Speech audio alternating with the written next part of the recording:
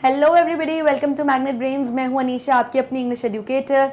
और आज हम क्या स्टार्ट करने वाले हैं? आज हम स्टार्ट करने वाले हैं हमारी क्लास 12 की जो सेकेंडरी बुक है विस्तास, उसका फर्स्ट चैप्टर जिसका नाम है the third level by Jack Finney. अब ये थर्ड लेवल क्या है? ये किसकी बात हो रही है? ये जो लेवल है ये थर्ड फ्लोर की बात हो रही है, थर्ड फ्लोर की। और किसकी बात हो रही है?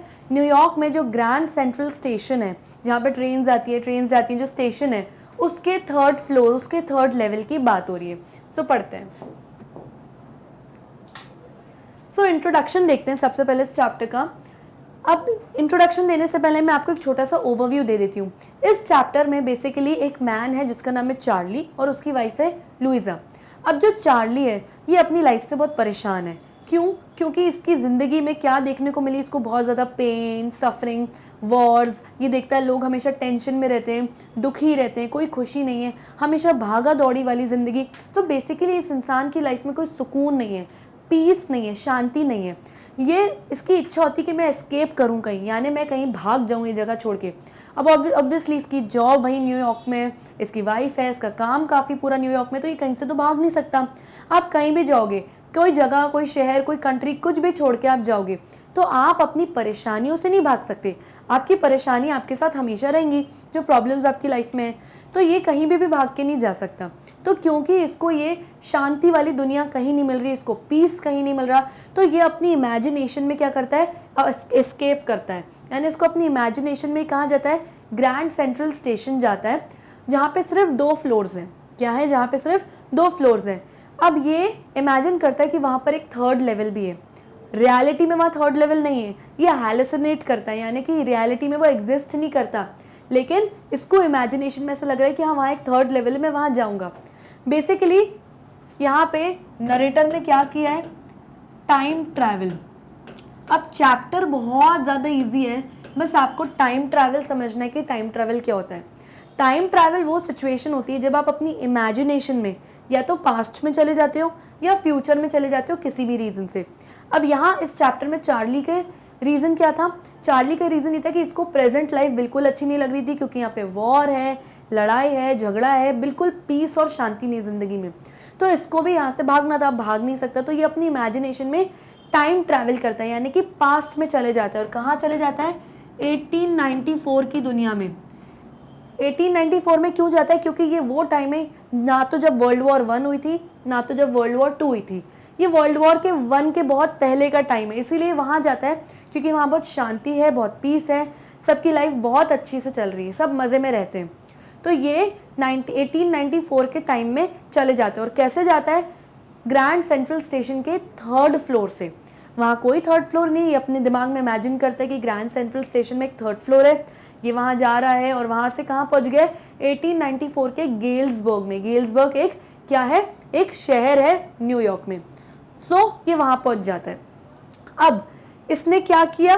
ये इमेजिनेशन में पास्ट में गया, तो इसने क्या किया? इसने टाइम ट्रैवल किया। अब ये जो आपका चैप्टर है ये एक साइंस फिक्शन है। क्यों? क्योंकि इसमें साइंस का कॉन्सेप्ट लगा हुआ है, जो कि है टाइम ट्रैवल। और फिक्शन यानी कि पूरी स्टोरी इमेजिनरी है, रियल में कभी ऐसा किसी के साथ नहीं हुआ। टाइम ट्रैवल के ऊपर बहुत सारी मूवीज़ भी बनी हुई हैं, जैसे एवेंजर्स हो गई, और एक आपके भी नेटफ्लिक्स पे आई थी आई गेस, JL50। तो ये सब अगर आप मूवीज़ देखोगे तो आपको और अच्छे से समझ में आएगी कि मैं किस टाइम ट्रैवल के कॉन्सेप्ट की बात कर रही हूँ। तो टाइम ट्रैवल बस आपको इतना समझना है कि जब इमेजिनेशन में आप प्रेजेंट या पास्ट में, फ्यूचर या पास्ट में चले जाते हो, क्योंकि प्रेजेंट में तो आप हो, या तो पास्ट में चले जाते हो या तो फ्यूचर में चले जाते हो अपनी कुछ प्रॉब्लम्स की वजह से, that is your time travel. Okay, so let's begin with the introduction. The third level by Jack Finney is about the harsh realities of the war. War has irreversible consequences, thus leaving people in a state of insecurity. तो third level में हम Jack फिने, जो इसके author हैं, वो बात करते हैं harsh realities of the war की वजह से, कि जब वॉर होती है, जैसे सेकेंड वर्ल्ड वॉर थी, फर्स्ट वर्ल्ड वॉर थी, इनके बाद जो इनके कॉन्सिक्वेंसेज होते हैं, जो इसके रिजल्ट होते हैं, ये बहुत ख़राब होते हैं, क्योंकि इंसान इसमें बहुत बुरी कंडीशन में रह जाते हैं। किसी के घर वाले एक्सपायर हो जाते हैं, किसी के प्रॉपर्टी, सामान सब खत्म हो जाता है, तो लोग लिटरली वॉर के बाद बर्बाद हो जाते हैं। It is also about modern day problems and how common man tends to escape reality by various means. और इसमें कॉमन डे प्रॉब्लम भी बताई जाती है, जो कि रोज़मर्रा में हमें प्रॉब्लम्स फेस करनी पड़ती है और एक आम आदमी कितना परेशान होता है इन सब प्रॉब्लम्स की वजह से, और उसका मन क्या करता है कि मैं एस्केप कर जाऊँ, यानी मैं भाग जाऊँ इन प्रॉब्लम्स से कहीं दूर। In this story a man name Charlie hallucinate. इस स्टोरी में एक आदमी है जिसका नाम है चार्ली, वो हैलुसिनेट करता है, यानी कि to experience a situation which seems to be real but actually it is not present in reality. तो वो क्या एक्सपीरियंस करता है, वो एक ऐसी सिचुएशन एक्सपीरियंस करता है जो रियलिटी में एग्जिस्ट नहीं करती, जो सच्चाई में है नहीं, लेकिन ये उसको एक्सपीरियंस कर रहा है कि हाँ मैं इस जगह पे हूँ, हाँ मैं ग्रैंड सेंट्रल स्टेशन के 3rd फ्लोर पे हूँ, जो कि रियलिटी में 3rd फ्लोर है ही नहीं, वहाँ पे सिर्फ 2nd फ्लोर तक है। And reaches the 3rd level of the grand central station which has only 2 levels. तो अब हम इसकी पूरी आगे की स्टोरी डिटेल में पढ़ते हैं कि आखिर कैसे वो पहुंचा और आखिर उसका क्या लास्ट में क्या सोल्यूशन निकला उसकी प्रॉब्लम्स का। So let's begin with the chapter. The presidents of the New York Central and the New York New Haven and Hartford railroads will swear on a stack of timetables that there are only 2. अब ये presidents कौन है? वो presidents यानी वो लोग जो New York central Station पे काम करते हैं, जो न्यूयॉर्क न्यू हेवन स्टेशन पे काम करते हैं, जो हार्टफोर्ड रेलरोड्स पे काम करते हैं। तो प्रेसिडेंट्स यानी ये लोग जो हर अलग अलग स्टेशन पे काम करते हैं, ये स्वेयर करेंगे, यानी इन लोगों से अगर पूछो तो ये कसम खाएंगे कि ग्रैंड सेंट्रल स्टेशन पर सिर्फ 2 ही फ्लोर हैं, तीसरा फ्लोर है ही नहीं। और कसम कैसे खाएंगे ये लोग? स्टैक का मतलब क्या होता है? A pile of objects that are neatly arranged. तो जैसे किताबें और पेपर्स जो एक के ऊपर ऐसे करके बंडल बन के रखी रहती हैं, इसको हम कहते हैं स्टैक। ओके, और टाइम टेबल्स का मतलब क्या है यहाँ पे? अ schedule showing the departure and arrival times of trains.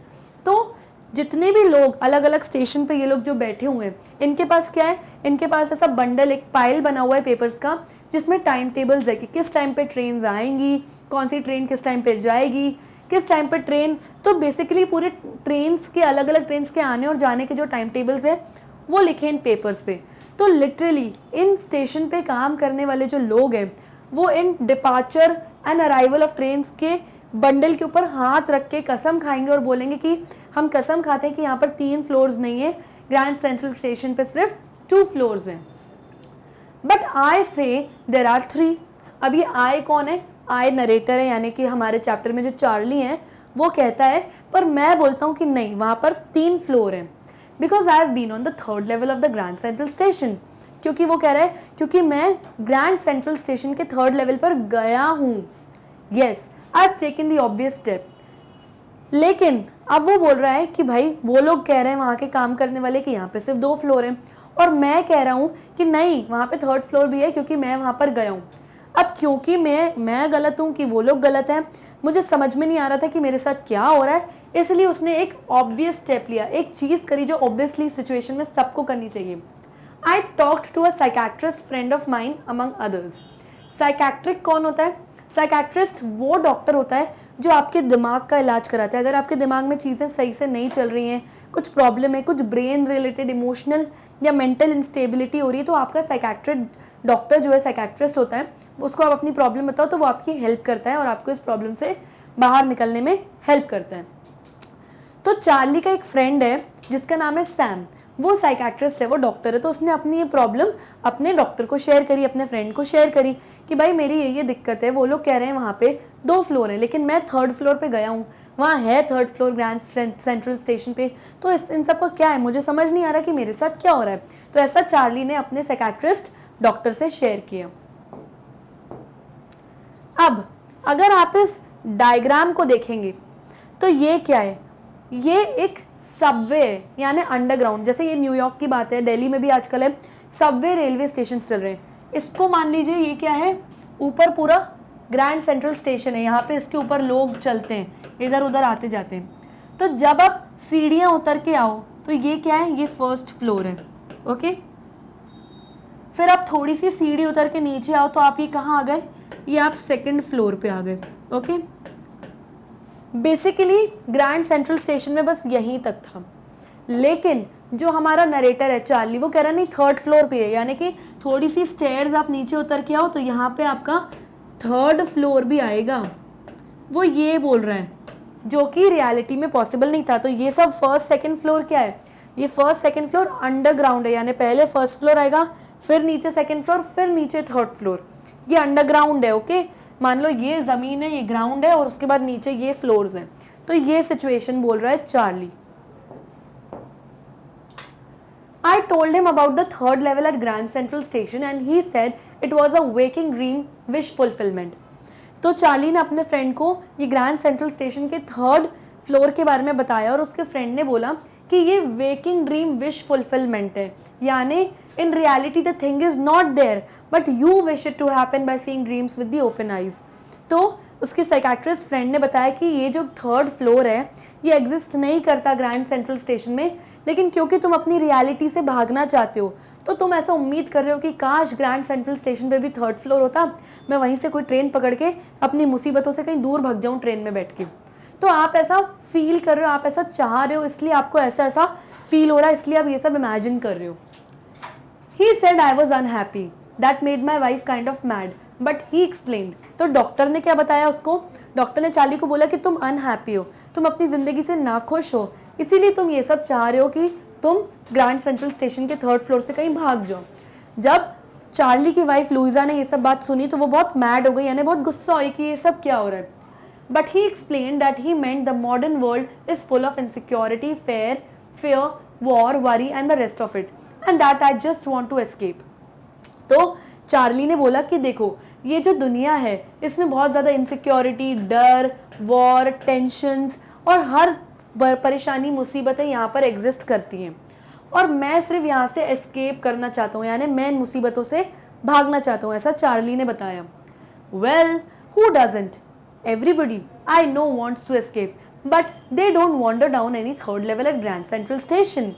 तो चार्ली बोलता है देखो परेशानियाँ सबकी ज़िंदगी में, सब अपनी परेशानियों से भागना चाहते हैं, मैं भी भागना चाहता हूँ, लेकिन मेरे जैसे लोग ग्रैंड सेंट्रल स्टेशन के थर्ड फ्लोर पे तो नहीं चले जाते ना भाई। मैं भी नॉर्मल लोगों की तरह भागना चाहता हूँ अपनी प्रॉब्लम से, लेकिन मैं ग्रैंड सेंट्रल स्टेशन के थर्ड लेवल पे पहुँच गया हूँ जहाँ पे जो एग्जिस्ट ही नहीं करता।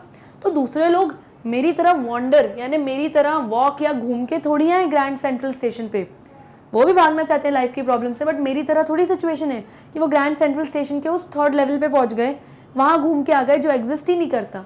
तो ये चार्ली बोल रहा है। But that's the reason he said and my friends all agreed.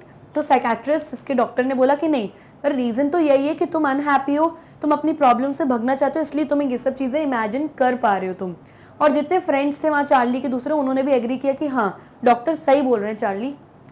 Everything points to it they claimed. और उन्होंने बोला जो चीज़ें तुम्हारे साथ हो रही है वो इसी पे पॉइंट कर रही है कि तुम अनहैप्पी हो, भागना चाहते हो, इसलिए तुम वैसा वैसा इमेजिन कर रहे हो।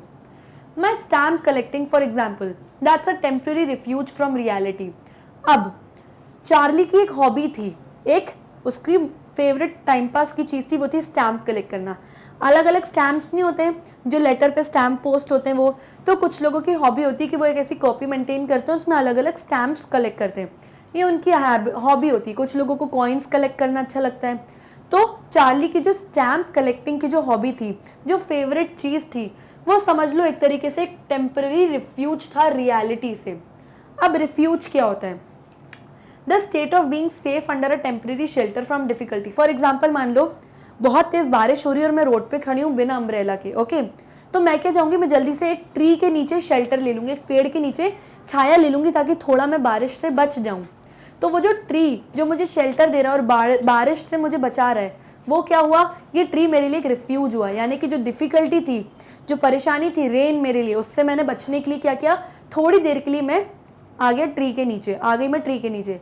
तो एग्जैक्टली चार्ली के लिए भी जो स्टैम्प कलेक्टिंग की जो ये एक्टिविटी है, जो हॉबी है, वो उसके लिए रिफ्यूज है। यानी जब भी वो अपनी लाइफ से बहुत परेशान होता है, जब भी उसकी लाइफ में बहुत टेंशन्स होती है, तो इनसे थोड़ा सा अपना माइंड डिस्ट्रैक्ट करने के लिए वो क्या करता है, वो स्टैम्प कलेक्टिंग की अपनी एक्टिविटी चालू कर देता है और इस तरीके से अपना देखने लगता है अपनी स्टैम्प्स। तो ये उसके लिए क्या है, स्टैम्प कलेक्टिंग, ये एक तरीके से रिफ्यूज है, यानी शेल्टर है, बट थोड़ी देर के लिए टेम्परेरी वो भूल जाता है अपनी प्रॉब्लम्स को और स्टैम्प कलेक्टिंग करता है। Okay, well maybe, but my grandfather didn't need any refuge from reality. Things were pretty nice and peaceful in his day from all I hear, and he started my collection. तो Charlie बताते हैं कि जो मेरे grandfather थे, जो मेरे दादाजी थे, उनकी भी स्टैम्प कलेक्टिंग की ही हॉबी थी, लेकिन उनके टाइम पे कभी भी ज़िंदगी जो लाइफ है वो इतनी डिफ़िकल्ट नहीं थी, चीज़ें बहुत पीसफुल थी, बहुत शांत थी। वो भी स्टैम्प कलेक्टिंग करते थे, पर genuinely stamp collecting as a hobby करते थे। अपनी डिफ़िकल्टीज़ को भूलने के लिए टेम्परेरी स्टैम्प कलेक्टिंग नहीं करते थे ताकि वो भूल जाएं अपनी प्रॉब्लम्स को धीरे धीरे। तो कहते हैं उनके टाइम तो सब कुछ अच्छा था, और कहते हैं कि मेरे ग्रैंडफादर ही थे जिन्होंने मेरे स्टैम्प कलेक्टिंग की जो एक्टिविटी है इसको स्टार्ट करवाया, क्योंकि वो खुद भी स्टैम्प्स कलेक्ट करते थे। It's a nice collection too.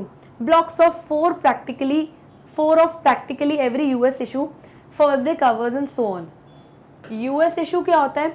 US issue मतलब stamps used in United States of America. तो वो कह रहा है कि जो मेरा कलेक्शन है वो बहुत बढ़िया है, उसमें USA में यूज़ होने वाले स्टैम्प के हर 4-4 तरीके के मैंने स्टैम्प्स लगा कर रखे हैं 4-4 के ब्लॉक्स में। तो मेरा कलेक्शन बहुत अच्छा है। और क्या क्या उसने कलेक्ट करके रखा है वो बताता है चार्ली। वो बोलता है मैंने फर्स्ट डे कवर्स भी बहुत सारे कलेक्ट किए। अब फर्स्ट डे कवर्स क्या होते हैं ये स्टोरी में हम आगे समझेंगे कि क्या होता है, लेकिन फिर भी मैं आपको एक छोटा सा बता देती हूँ। जिस दिन कोई नया स्टैम्प गवर्नमेंट रिलीज़ करती है उस दिन क्या होता है, जो ये स्टैम्प कलेक्टर्स जो होते हैं ना, जिनकी हॉबी होती है स्टैम्प कलेक्ट करना, ये लोग जाते हैं और स्टैम्प खरीदते हैं और एक एनवेलप पे, एक लिफाफे पे चिपका देते हैं उस स्टैम्प को, और अंदर कुछ लिखते नहीं है, एक प्लेन वाइट कलर का पेपर डाल के बंद करते हैं एनवेलप को और अपने खुद के ही एड्रेस पे एनवेलप को पोस्ट कर देते हैं। इससे क्या होता है, इनके पास फर्स्ट डे कवर आता है, यानी जिस दिन ये नई स्टैम्प रिलीज हुई है उस तारीख का ही उनके पास एनवेलप आ जाता है। तो ये जो एनवेलप है जिसके ऊपर नई रिलीज स्टैम्प चिपकी हुई है, स्टिक करी हुई है, इसको बोला जाता है एनवेलप को फर्स्ट डे कवर। तो चार्ली बोलता है मेरे पास बहुत सारे फर्स्ट डे कवर्स भी हैं और काफ़ी सारी चीज़ें।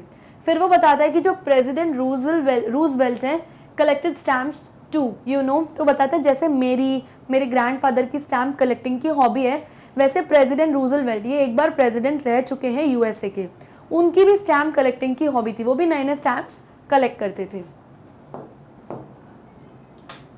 Anyway here's what happened at grand central. तो अब फाइनली सब बातों से, अपनी हॉबी की बात से हटके चार्ली अब फाइनली बता रहा है कि वो ग्रैंड सेंट्रल स्टेशन पे कैसे पहुंचा। तो बोलता है कि मैं कैसे पहुंचा ग्रैंड सेंट्रल स्टेशन पे। वो बताता है one night last summer I worked late at the office. तो कहता है एक बार पिछली गर्मियों की बात है, मैं बहुत देर तक अपने ऑफिस में काम कर रहा था। I was in a hurry to get uptown to my apartment, so I decided to take the subway from grand central station because it's faster than the bus.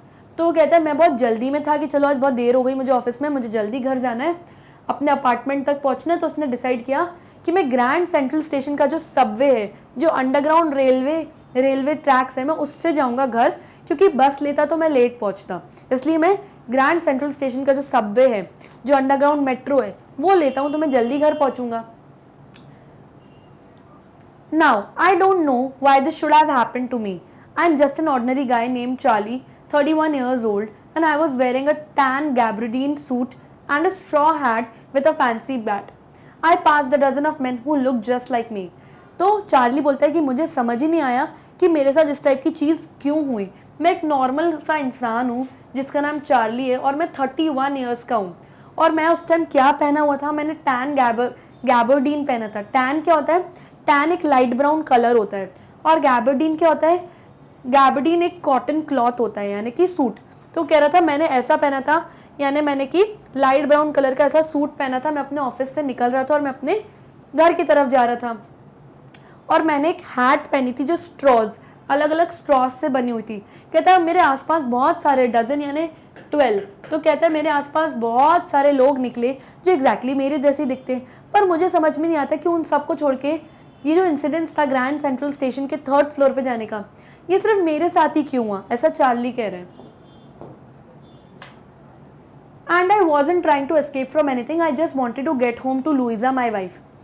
तो चार्ली कहता है मैं किसी चीज़ से उस टाइम एस्केप या भागने की कोशिश नहीं कर रहा था, मैं तो बस जल्दी से घर जाना चाह रहा था ऑफिस से, क्योंकि मुझे अपनी वाइफ लुइजा के पास जाना था। I turn into grand central from Vanderbilt avenue and went down the steps to the first level where you take the trains like the 20th century. तो कहता है मैं, जैसे एक बड़ा सा स्टेशन होता है उसमें अलग अलग गेट्स होते हैं ना एंटर होने के, जैसे टर्मिनल 3, टर्मिनल 2, टर्मिनल 1 गेट से, गेट नंबर 1, गेट नंबर 2। तो वैसे ही यहाँ पे एक गेट का नाम है वैंडरबिल्ट एवेन्यू। तो चार्ली कह रहा है कि मैं ग्रैंड सेंट्रल स्टेशन में एंटर हुआ और कौन से गेट से, वैंडरबिल्ट एवेन्यू गेट से मैं एंटर हुआ। फिर मैं सबवे यानी कि अंडरग्राउंड गया और फर्स्ट लेवल पे पहुंचा। इस तरीके से मैंने आपको बताई थी कि ये मान लीजिए ग्राउंड है और ये सीढ़ियां हैं, यहाँ पे आगे आपका फर्स्ट लेवल, फिर कुछ सीढ़ियां हैं, यहाँ पे आगे आपका सेकंड लेवल। तो ये फर्स्ट लेवल था और ये सेकंड लेवल।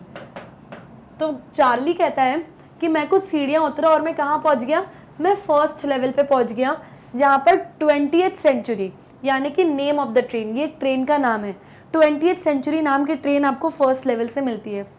फिर कहता है फिर मैं then I walk down another flight to the second level. Flight यानी कि स्टेयर्स, सीढ़ियाँ। फिर वो कहता है फिर मैं कुछ सीढ़ियाँ और नीचे पहुँचा और मैं कहाँ पहुँच गया, मैं सेकेंड लेवल पर पहुँच गया। और यहाँ पे आपको सब अर्बन ट्रेन्स मिलती है। सब अर्बन भी एक ट्रेन का नाम है जो आपको रेजिडेंशियल एरियाज़ की तरफ ले जाती है। तो कहता है फिर मैं सब अर्बन ट्रेन, फिर मैं सीढ़ियाँ उतर के सेकेंड लेवल पे आया जहाँ पे सब अर्बन ट्रेन्स मिलती है। Ducked into an arched doorway heading for the subway and got lost. फिर वो कहता है एक फिर दरवाज़ा आया जो आर्क्ड था। आर्क पता है ना हमें, आर्क क्या होता है, जो एक ऊपर से ऐसा शेप होता है। कहता है मैं इस आर्क्ड यानी कि कर्व्ड दरवाजे पे आया। लोअर द हेड और बॉडी क्विकली। कहता है मैंने अपना सर झुकाया और इस आर्क्ड डोर में से मैं नीचे निकला। और जब मैं यहाँ से बाहर निकला तो मैं गुम हो गया। मैं आया ग्रैंड सेंट्रल स्टेशन, मैं अंडरग्राउंड फर्स्ट लेवल पहुंचा, फिर कुछ सीढ़ियाँ उतर के सेकेंड लेवल पहुंचा, फिर वहाँ पे एक दरवाज़ा था जो आर्क था, मैं झुक के उस दरवाजे के नीचे निकला और मैं गुम हो गया, मुझे नहीं पता चला मैं कहाँ पहुंचा। फिर वो कहता है दैट्स इजी टू डू। कहता है ये कितना आसान था कि मैं आया ग्रैंड सेंट्रल स्टेशन में, 2 फ्लोर नीचे उतरा और घूम गया, इतनी आसानी से मैं घूम गया स्टेशन पे। I have been in and out of grand central hundreds of times but I am always bumping into new doorways and stairs and corridors. तो कहता है वो कि मैं ग्रैंड सेंट्रल स्टेशन में हज़ारों बार, हंड्रेड्स टाइम, कई बार आया हूँ, और जब जब मैं आता हूँ मैं अलग अलग दरवाज़ों से, अलग अलग सीढ़ियों से, अलग अलग कॉरिडोर से निकलता हूँ। मुझे समझ में नहीं आ रहा कि मेरे साथ ये क्यों हो रहा है। बम्पिंग का मतलब नॉक और गो इनटू समथिंग। तो कहता है कभी मैं किसी टनल में चले जाता हूँ, कभी मैं किसी दरवाजे से निकल जाता हूँ, कभी मैं किसी कॉरिडोर में निकलता हूँ। इतनी बार आया हूँ और हर बार अलग अलग जगह निकलता हूँ। तो कहता है मुझे समझ ही नहीं आ रहा कि मेरे साथ ऐसा क्यों हो रहा है। फिर वो बताता है चार्ली कि once I got into a tunnel about a mile long and came out in the lobby of a Roosevelt hotel.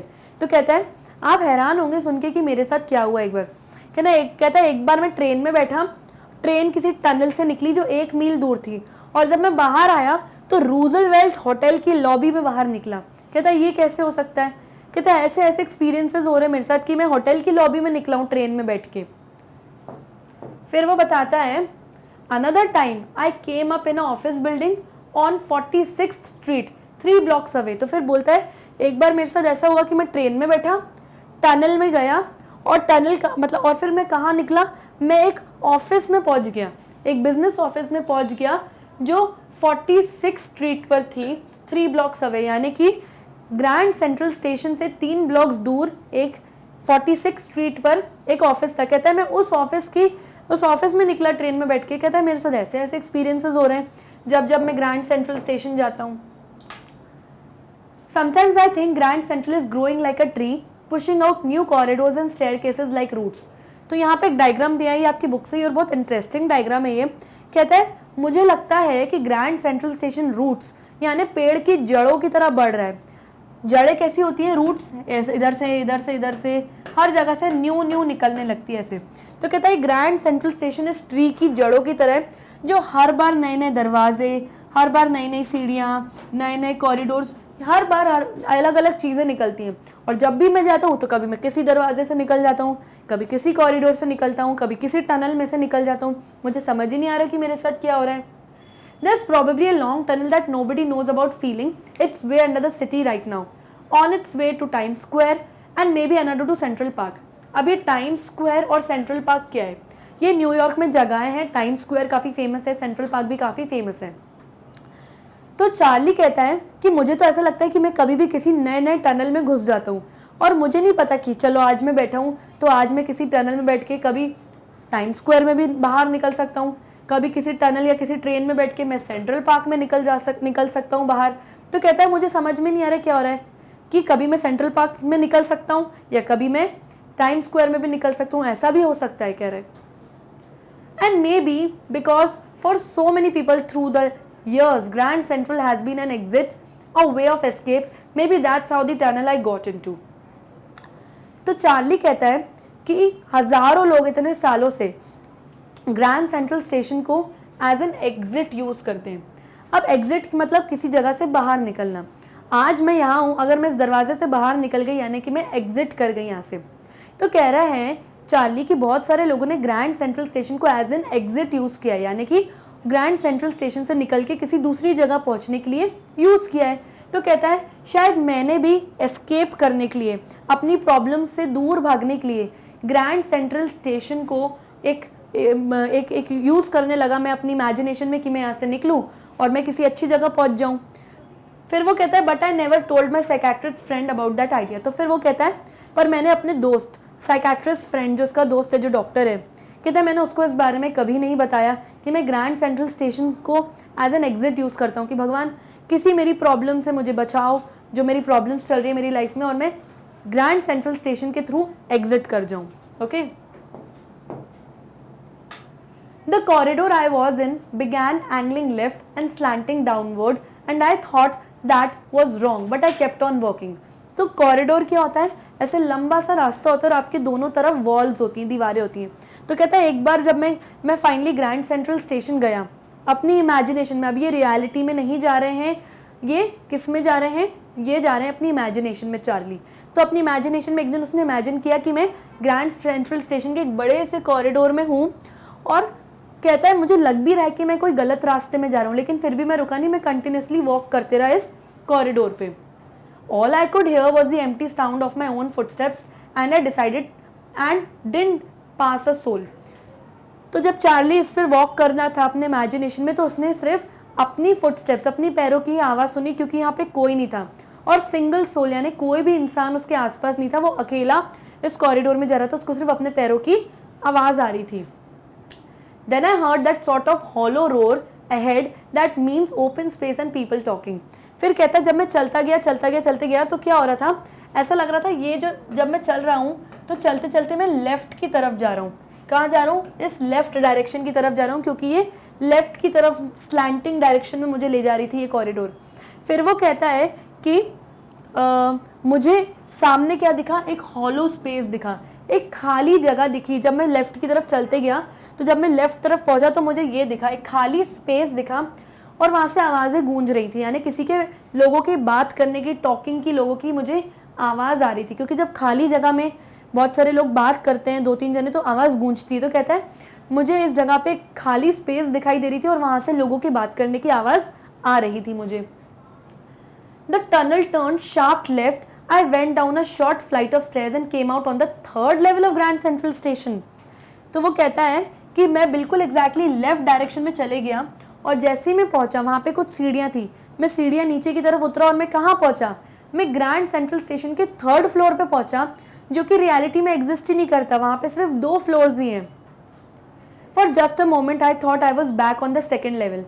एक पल के लिए चार्ली ने ये सोचा वहाँ पहुँच के कि शायद मैं 2nd फ्लोर पे आ गया हूँ क्योंकि वो फ्लोर शायद 2nd फ्लोर जैसा ही दिख रहा होगा। But I saw the rooms was smaller. लेकिन फिर चार्ली ने नोटिस किया कि ये 2nd फ्लोर नहीं है क्योंकि 2nd फ्लोर काफ़ी बड़ा है और जहाँ मैं पहुँचा हूँ ये रूम काफ़ी थोड़ा सा छोटा है।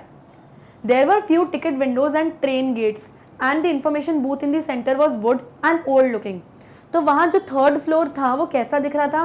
वो ऐसा दिख रहा था कि वहाँ पे कुछ टिकट काउंटर्स थे, यानी कि एक छोटे छोटे ऐसी टिकट काउंटर्स बने रहते हैं, वहाँ लोग बैठे और आप वहाँ से जाके टिकट खरीद सकते हो।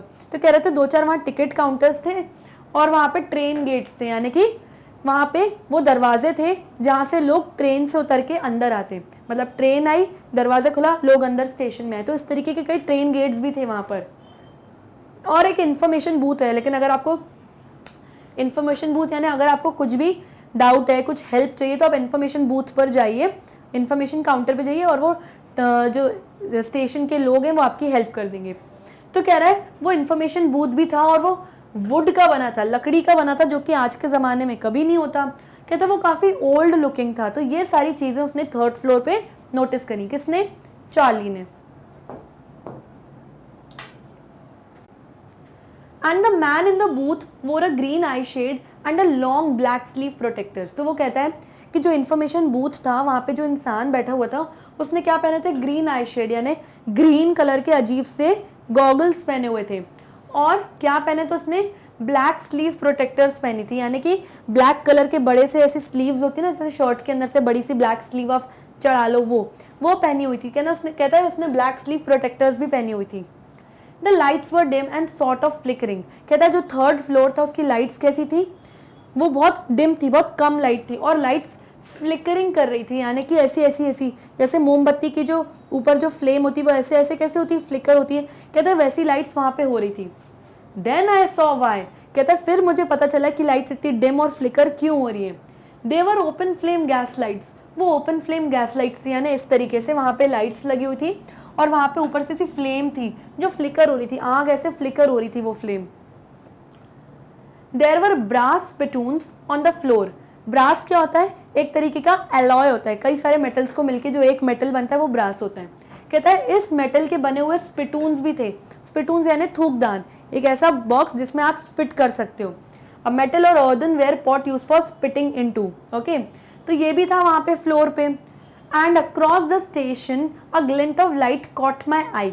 अ man was pulling a gold watch from his vest pocket. तो कहता है ये सब था वहाँ पे, और फिर मैंने वहाँ पे एक आदमी को भी देखा जिसके हाथ में क्या था? जिसके हाथ में एक गोल्ड कलर की वॉच थी, ढक्कन वाली वॉच थी। उसने खोली और वो वॉच कहाँ से निकाली? उसने अपने वेस्ट पॉकेट से निकाली थी। वेस्ट यानी आपकी बनियान, वहाँ पे अंदर कोई पॉकेट होता है, उसने वहाँ से अपनी वो वॉच निकाली। अ गारमेंट वोन बिलो द शर्ट और टी शर्ट। ओके, इस तरीके की वो गोल्ड वॉच थी जिसका उसने ढक्कन खोला और वो टाइम देख रहा था वो इंसान वहाँ पर। कहाँ पर? थर्ड फ्लोर पे। He snapped open the cover. Snapped यानी कि सडनली, एकदम से। तो उसने बोला उसने सडनली ढक्कन खोला, ये कवर खोला उसने इस वॉच का। Glance at his watch and frowned. उसने अपनी वॉच को ग्लैंस किया, यानी देखा कि कितना टाइम हो रहा है, फ्राउन किया यानी अजीब सा मुंह बनाया। उसने क्या पहना था? ही वोर अ डर्बी हैट। उस आदमी ने इस तरीके की ऐसी हैट पहनी थी, इसको हम कहते हैं derby hat. A black 4 button suit with tiny lapels. उसने ब्लैक कलर का एक सूट पहना था जिसमें 4 बटन्स थे और उसके लेपल्स जो थे बहुत टाइनी थे। लेपल्स क्या होता है? ये यानी जो ये डिज़ाइन होती है इसको लेपल्स कहते हैं। तो कहते हैं उसने छोटी छोटी लेपल्स के सूट पहने, यानी कि ये ओल्ड फैशन था। आज के ज़माने में लोग लॉन्ग लेपल्स पहनते हैं। कहते हैं जब मैंने उस आदमी को देखा तो उसने छोटे छोटे लेपल्स पहने थे, यानी पुराने ज़माने के लोग स्मॉल लेपल्स के सूट पहनते हैं। And he had a big black handle bar moustache. Handle क्या होता है? कोई हैंडल आपने देखा है वो, यानी कि ऐसा, इसको हैंडल बार कहते हैं। तो कहता है उसकी एक बड़ी सी मुस्टैच, बहुत बड़ी मूछ थी जो हैंडल बार शेप की थी। तो जो इस तरीके की मूछ आप देख रहे हैं इसको हम हैंडल बार मुस्टैच कहते हैं। और क्या कर रहा था वो मैन? तो ये मैन का डिस्क्रिप्शन है। तो बेसिकली उसने वहाँ पे क्या देखा? उसने देखा कि लाइट्स बहुत डिम है, फ्लिकरिंग गैस लाइट्स थी वहाँ पे, स्पिटून रखा हुआ था वहाँ पर एक आदमी था जो इस तरीके का उसका डिस्क्रिप्शन था। उसने गोल्ड वॉच निकाली अपनी, और उसने ये जो वॉच है ये पुराने ज़माने की वॉच होती है, जब लोग ऐसे निकालते हैं टाइम देखते हुए रखते हैं, अब तो लोग हाथ में पहनते हैं। तो इस तरीके का ओल्ड फैशन चीज़ें सब उसने वहाँ पर देखी। और क्या देखा चार्ली ने थर्ड फ्लोर पे? Then I looked around and saw that everyone in the station was dressed like 18-19 something. I never saw many beards, sideburns and fancy mustaches in my life. तो चार्ली कहता है कि मैंने देखा कि सब लोग इस तरीके से उनकी ड्रेसिंग थी जैसे कोई 80s या 90s के लोग हैं। उस ज़माने के टाइप की लोगों ने सबने ड्रेसिंग करी हुई थी, यानी वैसे ही कपड़े पहने थे। कहता है मैंने अपनी लाइफ में कभी इस तरीके की बियर्ड्स यानी दाढ़ियाँ नहीं देखी जो लोग उस ज़माने में बनाते थे। साइड बर्न्स यानी जिसको हम हिंदी में कलमे कहते हैं, छोटी सी जो ये बॉयज़ जो कलमे रखते हैं इसे हम साइड बर्न्स कहते हैं। कहते हैं लॉन्ग साइड बर्न्स रखी हुई थी लोगों ने, जैसी पुराने ज़माने में रखते थे वो थी। लोग फैंसी मुस्टैचेस यानी अलग अलग तरीके की मूछे मुस्टैचेस रख रहे थे जो आज के डेट में लोग नहीं रखते। तो ये सब चीज़ें उसने वहाँ पर देखी। कहाँ? ग्रैंड सेंट्रल स्टेशन के थर्ड फ्लोर पे। अब तक चार्ली को पता नहीं चला है कि वो किस ज़माने में किस ईयर में आ गया है। वो अभी सब चीज़ें अभी सिर्फ नोटिस कर रहा है जो जो उसे दिख रहा है। A woman walked in through the train gate. She wore a dress with leg of mutton sleeves and skirts to the top of her high buttoned shoes. अब दूसरी चीज क्या नोटिस करता है चार्ली यहाँ पे कि एक वुमन है जो अभी भी ट्रेन गेट से एंटर हुई है, यानी कि ट्रेन आई, गेट खुला, ट्रेन में से लोग अंदर आए, गेट बंद, ट्रेन चली गई. तो कहता है उसने अभी अभी देखा कि एक ट्रेन गेट में से एक वुमन अंदर आई है और वो वुमन इस तरीके की दिख रही है. उसने क्या पहना हुआ है? उसने लेग ऑफ मटन स्लीव्स पहनी है. मटन क्या होता है? मटन होता है गोट का लेग. मटन लेग यानी गोट का लेग होता है, इस डिज़ाइन का दिखता है वो. तो कहता है जो लेग ऑफ मटन है, जो मटन का पैर होता है, उस डिज़ाइन की उसने स्लीव्स पहनी हुई थी, यानी कि कुछ इस तरीके की उसने स्लीव्स पहनी हुई थी. तो ये जो पैटर्न है ये बहुत पुराने ज़माने में लेडीज़ अपने ड्रेसेस में पहनती थी. फिर क्या बोल रहे हैं? उसने एक स्कर्ट पहनी थी नीचे से to the top of her high button shoes, यानी कि अगर आप इस डायग्राम को देखेंगे इस तरीके के उसने लॉन्ग बूट्स पहने थे जहाँ पे बटन्स थे और जो उसकी स्कर्ट थी वो यहाँ तक आ रही थी ऐसे.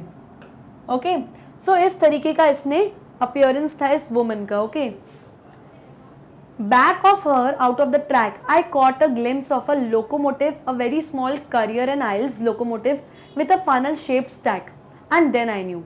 तो वो कहता है कि इस वुमन के जस्ट पीछे मैंने क्या देखा? मैंने ये देखा, एक लोकोमोटिव देखा. लोकोमोटिव क्या होता है?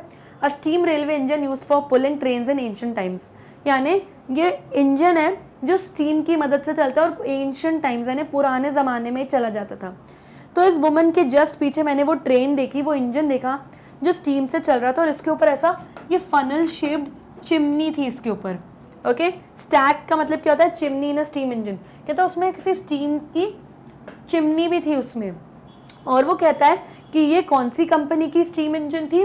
करियर एंड आइल्स नाम की ये स्टीम इंजन थी. और इस चिमनी का शेप कैसा था? फनल जैसा इसका शेप था. तो कहता है ये अजीब अजीब चीज़ें मैंने वहाँ पर देखी जो रियलिटी में मुझे देखने को नहीं मिलती.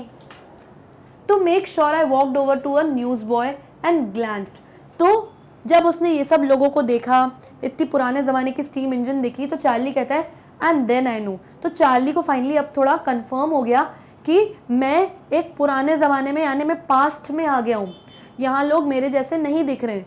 फिर भी उसने अपनी बात को कंफर्म करने के लिए एक न्यूज़ बॉय के पास गया, यानी कि एक लड़का बैठा था वहाँ स्टेशन पे जो न्यूज़पेपर्स बेच रहा था. तो ये उसके पास गया और उसने स्टैक ऑफ पेपर्स देखे, यानी उसके पास बहुत ऐसे लंबी पाइल बनी हुई थी, ऐसे बिल्कुल माउंटेन बना हुआ था न्यूज़पेपर्स का. उसने देखा और उसने देखा कि वो न्यूज़पेपर कौन सा है. उसने देखा इट वॉज द वर्ल्ड नाम का न्यूज़पेपर वहाँ रखा हुआ था. And the World hasn't been publish for years. और चार्ली ने सोचा कि द वर्ल्ड नाम का जो न्यूज़पेपर है ये काफ़ी सालों से पब्लिश नहीं हुआ है, यानी ये न्यूज़पेपर की कंपनी बंद हो चुकी है. The lead story said something about president Cleveland. जो न्यूज़पेपर की लीड स्टोरी थी यानी फ्रंट पेज पे जो न्यूज़ छपी थी वो प्रेसिडेंट क्लीवलैंड के बारे में छपी थी. प्रेसिडेंट क्लीवलैंड कौन था? He became president of USA twice. ये यूएसए के प्रेसिडेंट 2 बार बन चुके हैं. तो वो कह रहे हैं कि ये मतलब तब की बात है जब प्रेसिडेंट क्लीवलैंड प्रेजेंट में वहाँ पर प्रेसिडेंट थे. तो मतलब कहता है कि तब की बात है, अराउंड 1894 या 1890s की बात है, क्योंकि तब प्रेसिडेंट क्लीवलैंड यूएसए के प्रेसिडेंट थे. I found that front page since in the public library files and it was printed June 11, 1894. फिर चार्ली ने क्या देखा? उस न्यूज़पेपर पे उस दिन की डेट देखी, क्योंकि जो न्यूज़ बॉय है वो उसी दिन का न्यूज़पेपर बेचेगा, जाहिर सी बात है. तो डेट क्या लिखी थी? जून 11, 1894. तो चार्ली ने देखा कि मैं पास्ट में पहुंच गया हूँ और कौन सी डेट है आज? 11 जून 1894 में पहुंच गया हूँ मैं. तो ये सब चार्ली ने नोटिस किया. और ये जो पिक्चर आप देख रहे हैं ये प्रेसिडेंट क्लीवलैंड की पिक्चर है. I turned toward the ticket windows knowing that here on the 3rd level of Grand Central I could buy tickets that would take Louisa and me anywhere in the United States we wanted to go.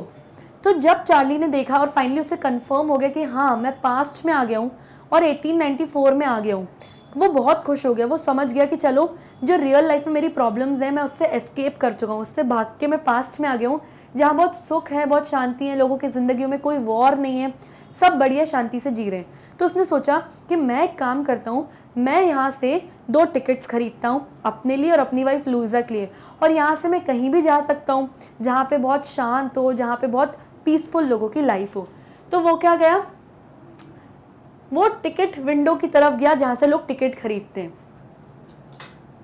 In the year 1894, तो वो basically 1894 के ticket counter पे गया।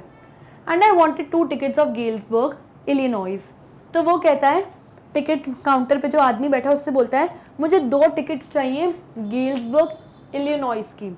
अब New York में एक state है जिसका नाम है इलिनॉइस, और वहाँ पे ये शहर है गेल्सबर्ग। तो गेल्सबर्ग एक सिटी का नाम है न्यूयॉर्क में। ओके, तो वो टिकट काउंटर से बोलता है, मुझे टिकट वाले मैन से बोलता है कि मुझे 2 टिकट्स चाहिए गेल्सबर्ग के लिए, हमें गेल्सबर्ग जाना है। Have you ever been there? अभी ऑथर हमसे पूछ रहे हैं, नरेटर, कि आप कभी गेल्सबर्ग गए हैं? It's a wonderful town still. वो बताते हैं गेल्सबर्ग के बारे में कि गेल्सबर्ग बहुत वंडरफुल टाउन है, बहुत अच्छी जगह है, with big old frame houses. वहाँ पे बड़े बड़े फ्रेम हाउसेज है, यानी कि ऐसे घर हैं जो फ्रेम जैसे, सीनरी जैसे दिखते हैं, इतने सुंदर घर हैं वहाँ पे। ह्यूज लॉन्स, बड़े बड़े पार्क और लॉन्स है वहाँ पर, and tremendous trees whose branches meet overhead and roof of the streets.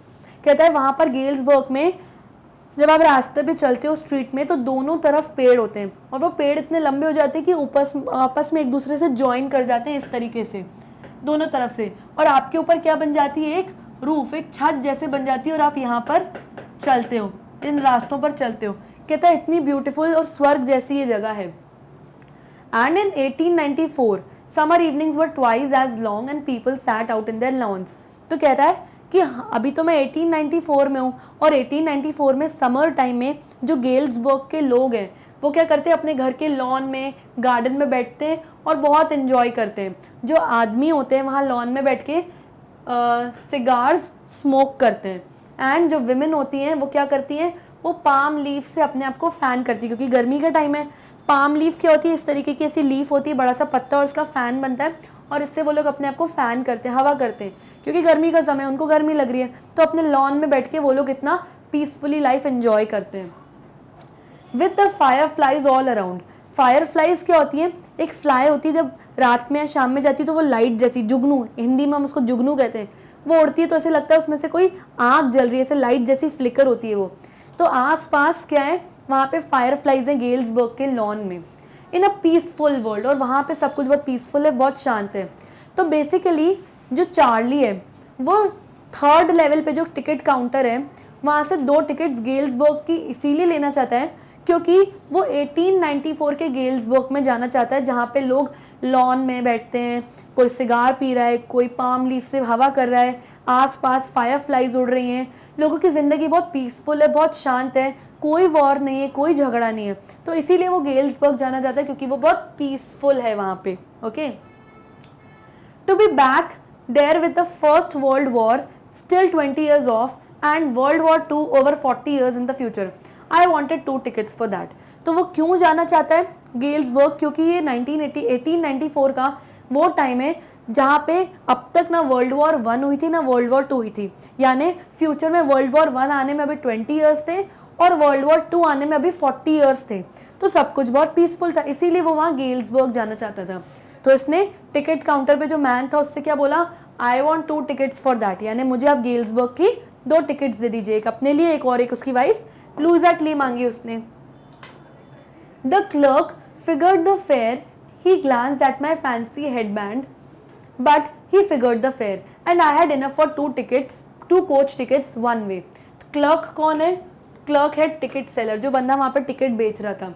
तो जो टिकट सेलर था उसने क्या देखा, उसने वो स्ट्रॉ वाली फैंसी हैट देखी जो कि चार्ली ने पहना हुआ था। फिर उसने क्या बताया, फिर फिगर्ड द फेयर, फिर उसने फेयर यानी टिकट के पैसे बताए कि इतने रुपए आपके लगेंगे गेल्सबर्ग जाने के लिए।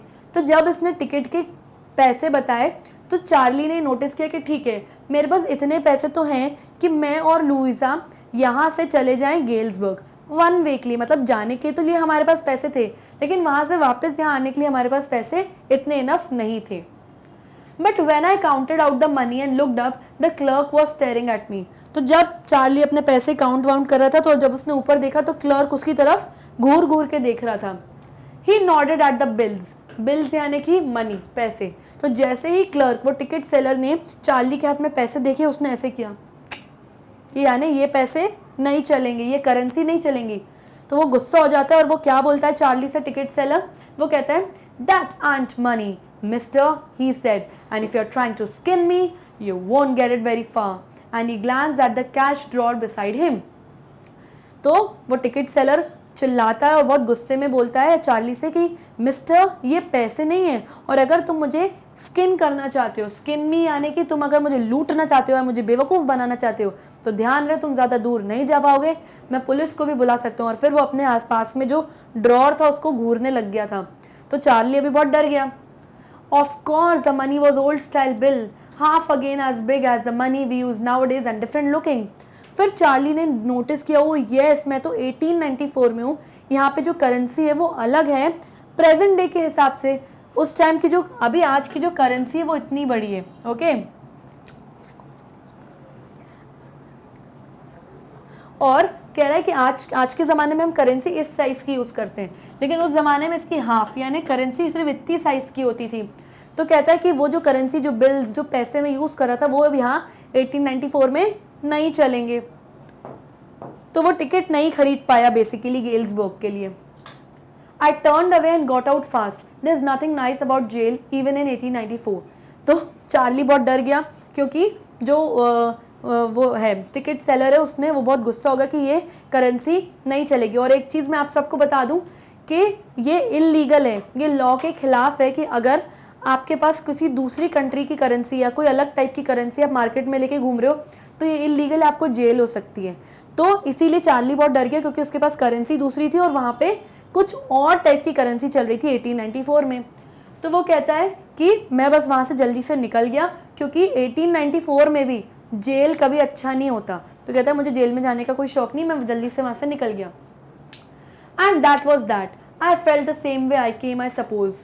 तो वो कहता है मैं जिस रास्ते से 3rd लेवल तक आया था मैं उसी रास्ते से वापस घूम के जल्दी से अपने घर आ गया क्योंकि मेरे पास पैसे नहीं थे।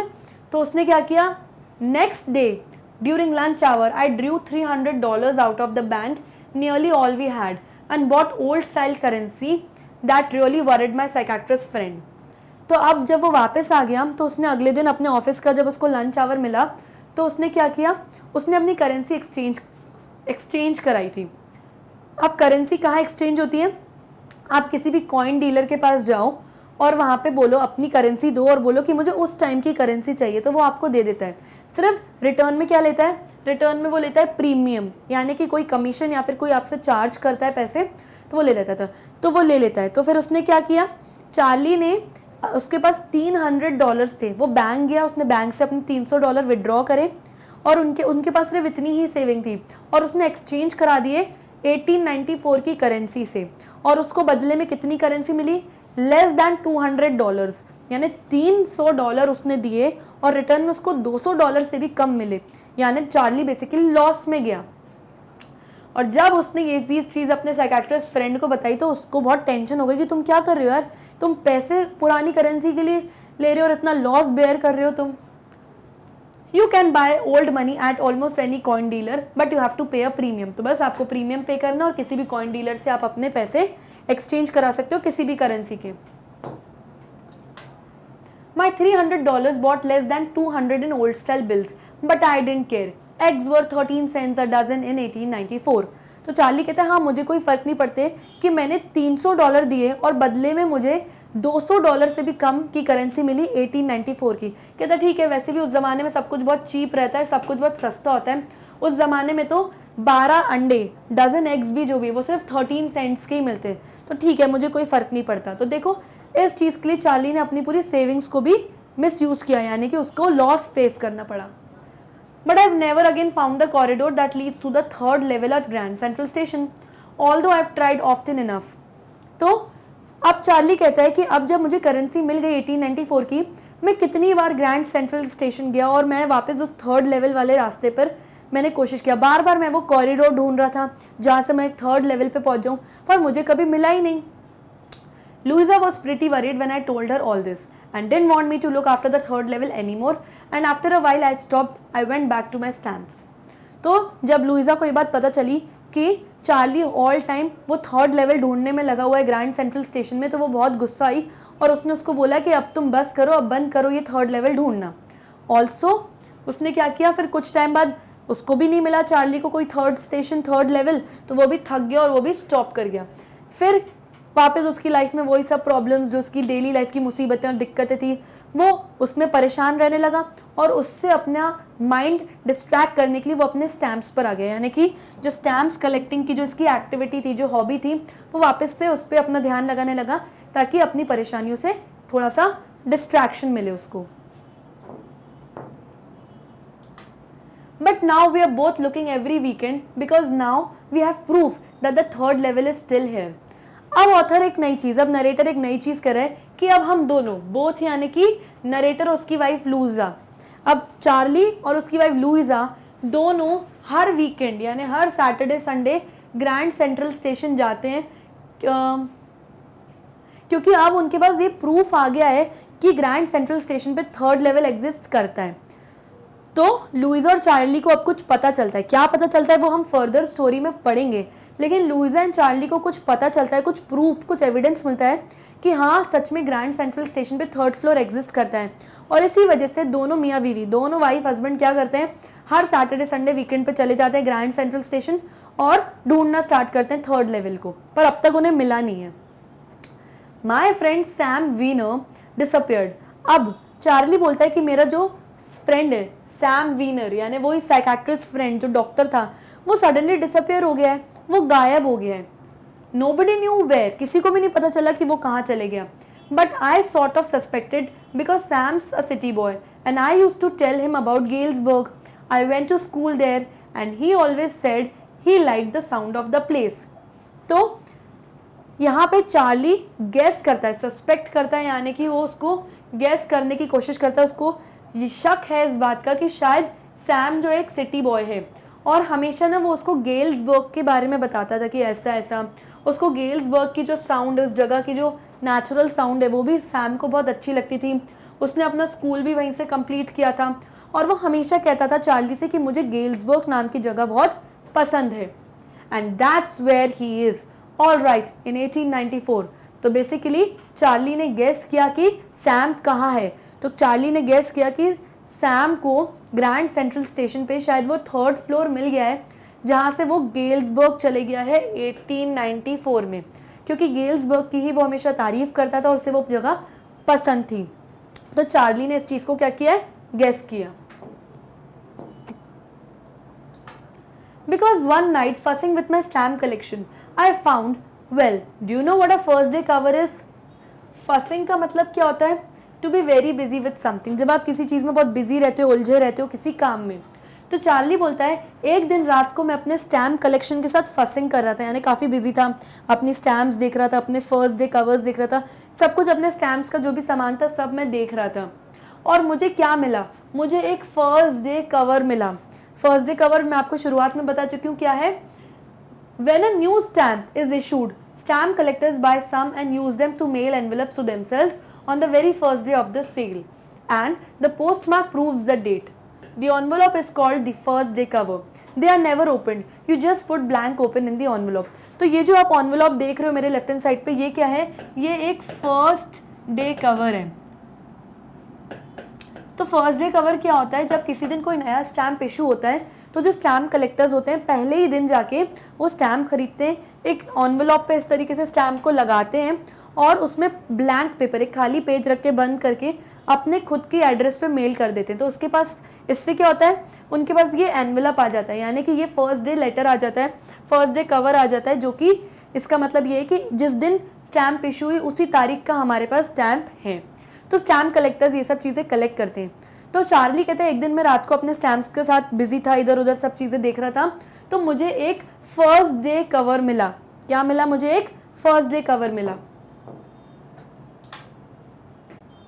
That night among my oldest first day covers I found one that shouldn't have been there. तो जब चार्ली अपने सारे कवर्स देख रहा था तो उसमें से उसको क्या मिला, उसको एक फर्स्ट डे कवर मिला जो कि बहुत ओल्ड था, काफ़ी पुराना था, और वो कहता है कि वो फर्स्ट डे कवर वहाँ नहीं होना चाहिए था, बट देयर इट वॉज, लेकिन वहाँ मुझे वो ओल्ड फर्स्ट डे कवर मिला. It was there because someone had mailed it to my grandfather as his home in Galesburg. That's what the address on the envelope said. तो Charlie कहता है कि ये जो फर्स्ट डे कवर था ये मेरा नहीं था, ये मेरे ग्रैंडफादर का था, और ये तब का था जब मेरे ग्रैंडफादर गेल्सबर्ग में रहते थे और किसी ने उनको शायद ये मेल किया था. तो ये मेरे ग्रैंडफादर का, मेरे दादाजी का फर्स्ट डे कवर है, एनवलप है. ये मेरे स्टैम्प कलेक्शन में, मेरे फर्स्ट डे के जो फर्स्ट डे कवर्स के जो कलेक्शन है उसमें क्या कर रहे हैं. और उस पर जो एड्रेस लिखा था उनका, वही एड्रेस लिखा था जब मेरे ग्रैंडफादर गेल्सबर्ग में रहते थे. And it had been there since July 1894. और क्या डेट लिखी थी उस पर? डेट लिखी थी जुलाई 1894. The post mark showed that. तो जो पोस्ट मार्क, जो स्टैम्प लगा था उस पर ये डेट लिखी थी 1894 की. Yet I didn't remember it at all. तो लेकिन फिर भी चार्ली को याद नहीं आ रहा था कि ये फर्स्ट डे कवर मेरे पास कैसे आया. है तो मेरे ग्रैंडफादर का, पर मेरे कवर्स में ये क्या कर रहा है उसको समझ नहीं आ रहा था. The stamp was a 6 cent dull brown with a picture of president Garfield. तो जो स्टैम्प था बहुत पुराने ज़माने का था, वो इस तरीके का दिख रहा था. वो 6 cents का था, ऐसे ऑरेंजिश ब्राउनिश कलर का था, और उस पर किसकी इमेज प्रिंटेड थी? प्रेसिडेंट गारफील्ड की इमेज वहाँ पे उस स्टैम्प पे प्रिंटेड थी. Naturally, when the envelope came to Granddad in the mail, it went right into his collection and stayed there till I took it out and opened it. तो Charlie कहता है naturally ये हुआ होगा कि किसी ने ये स्टैम्प जो था, ये जो फर्स्ट डे कवर था, मेरे ग्रैंडफादर को मेल किया होगा, या शायद उन्होंने खुद को ही मेल किया होगा. ये मेरे ग्रैंडफादर के कलेक्शन में होगा, लेकिन अभी पता नहीं मैंने कैसे निकाला उसमें से, और ये मेरे पास मेरे कलेक्शन में आ गया है. अब जो फर्स्ट डे कवर्स होते हैं उनके अंदर जो पेपर होता है वो ब्लैंक पेपर होता है, उस पर कुछ नहीं लिखा रहता और कोई उसे खोलता भी नहीं है.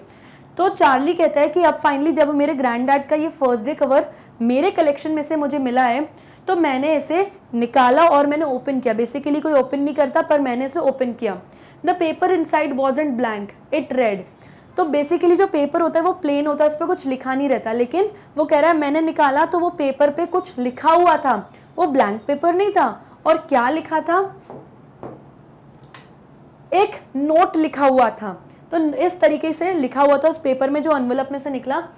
941 विलार्ड स्ट्रीट, गेल्सबर्ग, इलिनॉइस, जुलाई 18, 1894. तो ये सेंडर्स एड्रेस था उस पर, यानी गेल्सबर्ग का एड्रेस था, यानी जहाँ पर कौन रहता है, ये मतलब सेंडर्स एड्रेस है.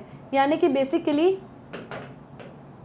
ये जो उसके पास लेटर आया है कहाँ से आया है? गेल्सबर्ग से आया है चार्ली के पास. फिर डेट भी लिखी थी उस दिन की जिस दिन ये लेटर लिखा गया. तो किस दिन लिखा गया? ये जुलाई 18, 1894 में लिखा गया ये. यानी कोई गेल्सबर्ग 1894 में है इस वक्त जिसने लेटर भेजा है चार्ली को. ओके, और किसके लिए भेजा है? ये चार्ली के लिए. यानी किसी ने गेल्सबर्ग जो पास्ट में है 1894, वहाँ से चार्ली के लिए लेटर भेजा है. क्या लिखा है इसमें? I got to wishing that you were right. इसमें चार्ली के लिए उस इंसान ने लिखा है मैं उम्मीद कर रहा था कि काश तुम सही हो.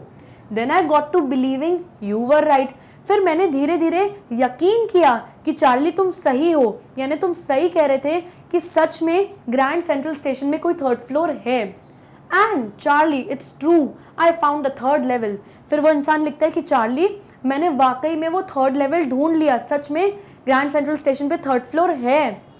आई have been there 2 weeks and right now down the street at the Daly's. कहता है मैं यहाँ पर पिछले 2 हफ्तों से हूँ, और right now at this moment मैं कहाँ पर हूँ?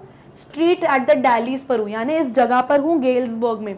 Someone is playing a piano, और यहाँ पर कोई पियानो प्ले कर रहा है. And there all out of in front of porch singing seeing Nellie home. और यहाँ पे सब लोग खुले में बैठे हैं, गाना गा रहे हैं, सिंगिंग कर रहे हैं. कौन सा गाना गा रहे हैं? Seeing Nellie home. यानी कि सब लोग यहाँ पे बहुत एंजॉय कर रहे हैं, कोई गा रहा है, कोई पियानो बजा रहा है, सबकी लाइफ बहुत पीसफुल है, बहुत शांत है. तो ये इंसान बता रहा है कि ये कितनी अच्छी जगह पर और उस जगह पे सब कितना एंजॉय कर रहे हैं. And I am invited over for lemonade. और मुझे यहाँ पर किसी ने लेमनेड यानी नींबू पानी के लिए इन्वाइट किया है, पीने के लिए. Come on back Charlie and Luisa. तो जिसने ये लेटर लिखा है वो लुइजा और उसकी वो चार्ली और उसकी वाइफ लुइजा को क्या कह रहा है कि जल्दी आ जाओ यहाँ पर 1894 के गेल्सबर्ग में आ जाओ। Keep looking till you find the third level, it's worth it, believe me. तो वो कहता है कि ढूंढते रहो जब तक तुम्हें थर्ड लेवल नहीं मिलता, क्योंकि तुम्हें थर्ड लेवल मिलेगा एंड इट्स वर्थ इट, यानी यहाँ आना बिल्कुल पैसा वसूल है, ये इतनी अच्छी जगह है। तो ये सब लिखा हुआ था उस लेटर में जो चार्ली ने निकाला था अपने ग्रैंडफादर के कवर लेटर में से।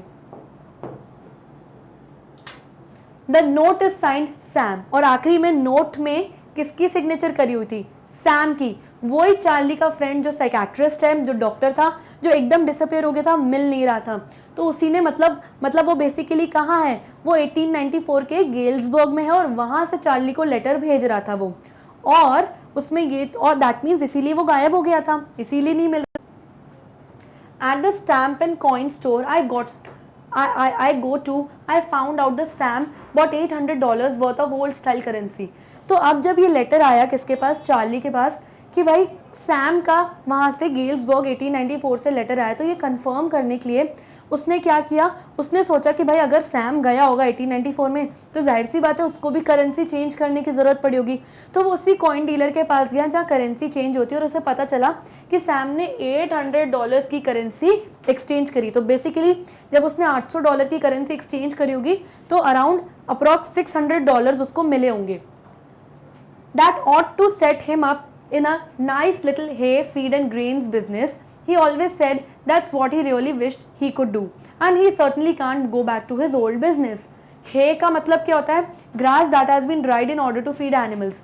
तो जब घास को आप सुखा लेते हो, जो सूखी घास होती है वो एज अ फॉडर यूज़ करते हो, यानी कि एनिमल्स को खिलाने के लिए जो सूखी घास होती है वो उसको हम क्या बोलते हैं? उसको कहते हैं हे। तो जब चार्ली को पता चला कि उसने $800 के मनी करेंसी एक्सचेंज किए तो अराउंड $600 की करेंसी उसे मिल गई होगी। सो दैट मीन्स चार्ली ने गेस किया कि जब सैम वहाँ गया है तो उसने अपना एक बिजनेस सेटअप कर लिया होगा। और कौन सा बिजनेस सेटअप किया उसने? हे, फीड और ग्रेन का, यानी इस तरीके का एक बिजनेस सेटअप कर लिया होगा, हे, ग्रेन और फीड का, जो उस ज़माने में चलता था। ज़्यादा से ज़्यादा लोग इस टाइप का बिजनेस ही करते थे, जो घोड़ों को और एनिमल्स को खाना खिलाते हैं, और घास सुखा के घोड़ों और एनिमल्स को खिलाने के, उनके चारे वाला चारा बनाने का जो बिजनेस होता है, वो बिजनेस सामने वहाँ पे करना स्टार्ट कर लिया होगा। ऐसा चार्ली ने गेस किया। क्यों? क्योंकि चार्ली हमेशा से कहता था कि मुझे इस तरीके का बिजनेस करने का मन है, शौक है, और जाहिर सी बात है यही ऑप्शन बचा होगा इसको 1894 में बिजनेस करने का, क्योंकि जो उसका ओल्ड बिजनेस है वो 1894 में सैम जाके नहीं कर सकता। ओल्ड बिजनेस यानी कि वो कौन था? वो तो साइकियाट्रिस्ट था, डॉक्टर था, और किस चीज़ का डॉक्टर था? वो डॉक्टर जो लोगों के दिमाग का और लोगों के डिप्रेशन की प्रॉब्लम्स को, इन सब की मेंटल डिसेबिलिटीज़ प्रॉब्लम्स को जो सॉल्व करता था, जो ठीक करता था। और उस ज़माने में तो वैसे भी किसी को कोई ब्रेन रिलेटेड कोई मेंटल डिसेबिलिटी, डिप्रेशन जैसी बीमारियां थी नहीं, क्योंकि सब कुछ इतना शांत था, इतना पीसफुल था, कोई वॉर्स नहीं थी, सबकी लाइफ बड़ी आराम से चल रही थी। तो साइकियाट्रिस्ट की कोई ज़रूरत ही नहीं थी, इसलिए वो अपना ओल्ड बिजनेस वहाँ कर नहीं सकता था। लेकिन आज के ज़माने में जहाँ इतनी ज़्यादा प्रॉब्लम्स है, लोगों को इतनी टेंशन है, हर छोटी चीज़ की लोगों को वरीज है, टेंशन है, तो साइकियाट्रिस्ट की ज़रूरत पड़ती है यहाँ पे। तो इसीलिए चार्ली ने गेस किया कि सैम का क्योंकि मन था, इसीलिए उसने ये हे, फीड और ग्रेन्स का बिजनेस वहाँ स्टार्ट किया होगा, और क्योंकि वो अपना ओल्ड बिजनेस वहाँ नहीं कर सकता। Not in Galesburg, Illinois in 1894, his old business, why? Sam was my psychiatrist. तो इसीलिए क्योंकि सैम उसका साइकियाट्रिस्ट था, वो 1894 में गेल्सबर्ग, इलिनॉइस में ये बिजनेस नहीं कर सकता।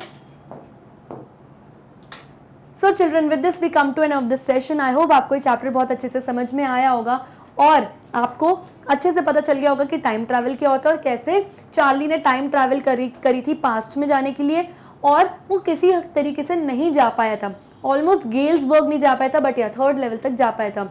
ऑन द अदर हैंड जो उसका फ्रेंड, साइकियाट्रिस्ट फ्रेंड सैम था, उसने उसकी बात का बिलीव नहीं किया, लेकिन जब उसने ढूंढा तो उसे गेल्सबर्ग तक वो पहुंच गया 1894, और अब वो चार्ली एंड लुइजा को भी इन्वाइट करे कि तुम लोग यहाँ पर आ जाओ।